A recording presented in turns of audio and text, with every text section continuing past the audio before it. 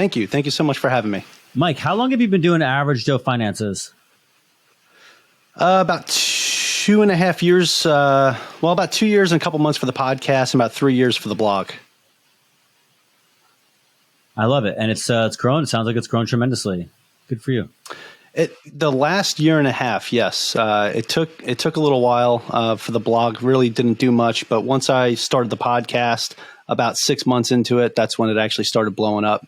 Actually, as soon as I started outsourcing and not doing everything myself, that's actually when it started to pick up the pace.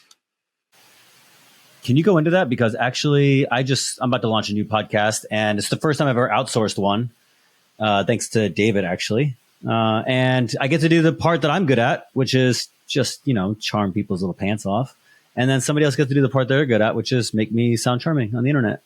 So what I did initially was I found a podcast editing service to go ahead and actually edit my podcast and take care of all the stuff that was taking up too much of my time.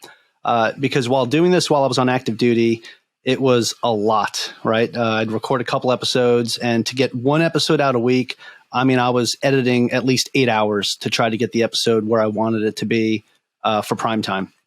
And I didn't really have a spare 8 hours during the week. People grossly underestimate how much editing that podcast takes. They grossly underestimate the production. Cared about your podcast so much more than I have ever cared about any listener that has ever listened to this show. I have never put that much effort into. I don't think I've spent 8 hours editing. If you put all 200 podcasts that have ever been produced for this entire, I'm sorry, listeners, but that's why he gets more views than us. There's a reason that I have paid editors from like day one. But I wish I did from day one. I was putting in all this effort for my like 3 or 4 listeners that I had at the time when I first started. It was probably like my cousin and like my brother, but probably not because family, they don't really listen to your podcast, right? So it was just a lot of effort, a lot of work, and I realized that I was starting to get burnt out, and I'm like, I don't know if I want to do this anymore. So let me start looking at other options. And I've heard other people talk about outsourcing and hiring VAs and all this other good stuff. And I said, okay, I'm going to check this out. So I hired an editing team and basically just got to record the content, upload it to them, let them do their thing, and then it gets posted and I don't have to do anything else. I now have my own personal EA that takes care of everything for me. I just record the content, give it to her. She'll get it to the editors. She'll go back and forth and make sure everything's good. And I'm doing 2 episodes a week now instead of 1. And it's kind of like magic. I just get to do like what you said, do what I love to do and record the content and then kind of just wash my hands of it. And that's freed up a lot of my time. So it made it easier as I started to near the end of my time in the Navy to pick up other things and do things that I wanted to do and spend more time with my family. I thought that was pretty essential. In the name of efficiency, you want to know why I like Riverside so much now that we've started using it recently?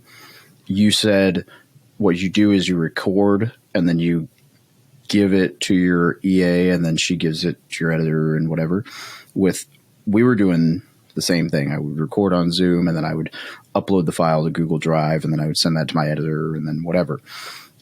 With Riverside, when you record to the studio, there is just a permanent link and my editor has that link. And so my editor can just go and get the files. And so anytime an episode is recorded, I just text my editor and say, we recorded today. Or at this point, my editor just knows every Wednesday I record. And so my editor can just go and get whatever they need. And I don't even have to download or upload. It's wonderful. Saves me. I don't even have to send them a file anymore. It saves me, You're selling me on it. All of the 2 minutes it takes to upload to the Google Drive, but I'm lazy.